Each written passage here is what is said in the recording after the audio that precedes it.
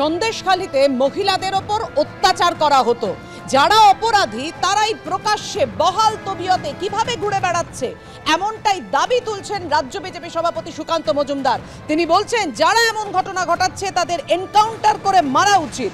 অপরাধ করার পরও কিভাবে অপরাধীরা বহাল তবিয়তে ঘুরে বেড়ায়, এটা যোগীর উত্তরপ্রদেশ হলে এতক্ষণ শেখ শাহজাহান বা শিবু হাজরার জন্য শ্মশানে অপেক্ষা করতে হবে তাদের পরিবারকে। আক্রমণ রাজ্য বিজেপি সভাপতি সুকান্ত মজুমদারের।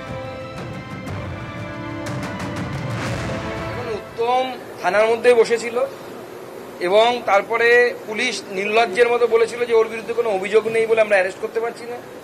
গ্রামবাসীরা বারবার মৌখিকভাবে অভিযোগ জানিয়েছে এবং যে ধরনের গর্হিত অপরাধের অভিযোগ জানিয়েছে, যে মহিলাদেরকে রাত্রিবেলা বাড়ি থেকে তুলে নিয়ে যাওয়া হতো, তার আগে পার্টির লোক পাঠিয়ে দেখা হতো কার বাড়ির বউটা সুন্দর, এবং তারপর বেছে বেছে তাদেরকে গোটা রাত অত্যাচার করা হতো এবং দিনের পর দিন, একদিন নয়। তারপরেও পুলিশ অ্যারেস্ট করেনি। আমরা এই বাংলাকে চিনি যে যেখানে মহিলাদেরকে রাত্রিবেলা করে নিয়ে যাওয়া হবে, মহিলার দাম 1000 টাকা, লক্ষ্মীর ভান্ডারে 1000 টাকা দিয়ে মহিলাদের ইজ্জত বিক্রি হবে, সেখানে এই সমস্ত লোকেদের তো এনকাউন্টার করে মারা উচিত ছিল। কেন এই ধরনের ঘটনা ঘটবে এবং এরকম গর্হিত অপরাধ মহিলাদের সাথে এই ধরনের অপরাধ করার পরে অপরাধীরা কেন বহাল তবিয়তে ঘুরে বেড়াবে? এটা যদি যোগীজির উত্তরপ্রদেশ হতো, এতক্ষণ শেখ শাহজাহান হোক বা শিবু হাজরা হোক, তাদের বাড়ির লোক এতক্ষণ শ্মশানে অপেক্ষা করে। মহিলাদের ওপর অত্যাচার হয়েছে এমনটাই বলেছেন অগ্নিমিত্রা পাল।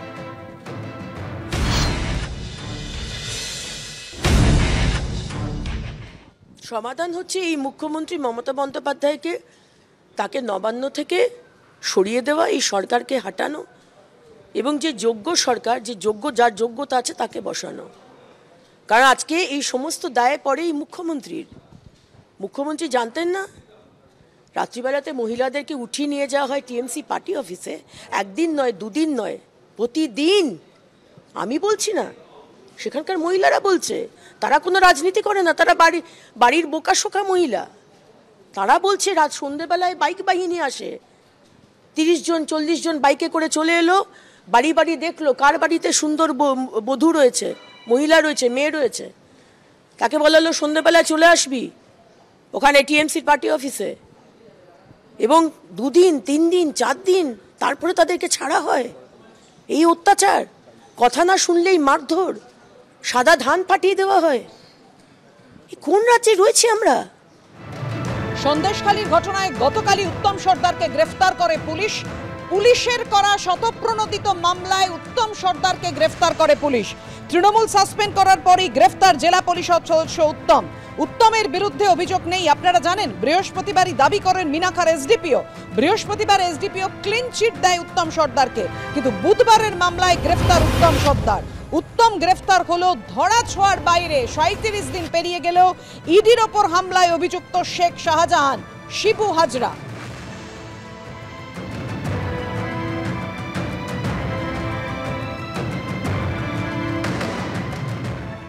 উত্তম বাবু, আপনাকে বহিষ্কার করা হলো তৃণমূল থেকে, আপনাকে তৃণমূল থেকে বহিষ্কার করা হয়েছে।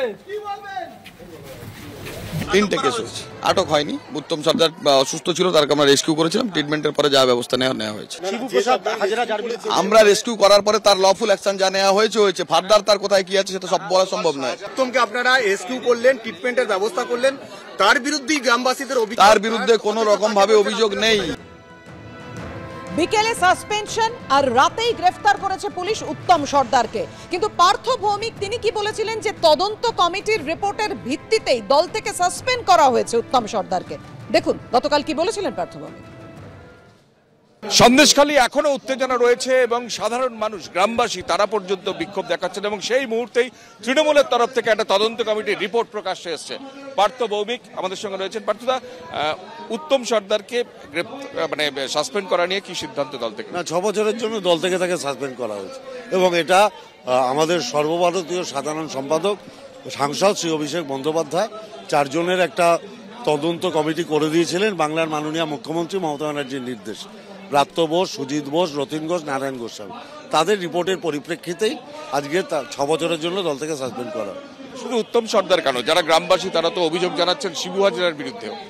আমাদের দলগত রিপোর্ট যেটা জমা পড়েছে আমরা তার পরিপ্রেক্ষিতে ব্যবস্থা নিয়েছি। শিবু হাজরার সঙ্গে যুক্ত নয় রিপোর্টে যা দলগত রিপোর্ট আমাদের যা বেরিয়েছে আমরা তার পরিপ্রেক্ষিতে ব্যবস্থা নিয়েছি। যে মূল মানে যার ঘটনাকে ঘিরে এত কাণ্ড সন্দেশখালীতে শেখ শাহজাহান, তার বিরুদ্ধে পুলিশ তো তাকে ধরতেই পারছে না এবং দল তার বিরুদ্ধে কি মানে কোনো ব্যবস্থা তো এখনো পর্যন্ত নিল না। না না, এটা তো আমার বিবেচ্য বিষয় না, কারণ এই যে ঘটনাকে কেন্দ্র করে আলোচনা হচ্ছে সেখানে তো শেখ শাহজাহানের নাম কেউ বলেনি, যার নামই কেউ বলেনি তাকে নিয়ে আলোচনা করতে যাবো কেন? যাদের বিরুদ্ধে অভিযোগ উঠছে তারা তো শেখ শাহজাহানের শাগরেদ বা তাদের শিষ্য বলে পরিচিত। এটা হতে পারে, আপনি যদি কোনো অন্যায় করেন তার দায়িত্ব কি আপনার যিনি মালিক তার উপরে বর্তায় না? অন্যায়টা ব্যক্তিগতভাবেই হয়। শেখ শাহজাহান বলছেন এই ঘটনা বা আগের ঘটনার সঙ্গে গ্রামবাসীর মুখে আমি আজ অব্দি শুনিনি তারা অভিযোগ করেছে। শিবু হাজরার কথা হতো না না, আমি বললাম তো আমাদের দলীয় তদন্ত রিপোর্টে যেটা বেরিয়েছে আমরা সেই অনুযায়ী ব্যবস্থা নিয়েছি। আরও আমরা একটা কথা সাংসদ অভিষেক বন্দ্যোপাধ্যায় পরিষ্কারভাবে বলেছেন, মমতা ব্যানার্জির নেতৃত্বে যে তৃণমূল কংগ্রেস চলছে সেটা জিরো টলারেন্সে বিশ্বাস করে। আমরা কথা বললাম পার্থ ভৌমিকের সঙ্গে। পার্থ ভৌমিক, শিবু হাজরা বা শেখ শাহজাহান তাদের বিষয়ে দল কি ব্যবস্থা নিয়েছে বা নিতে পারে কিনা সে ব্যাপারে কিন্তু নীরবই থাকলেন।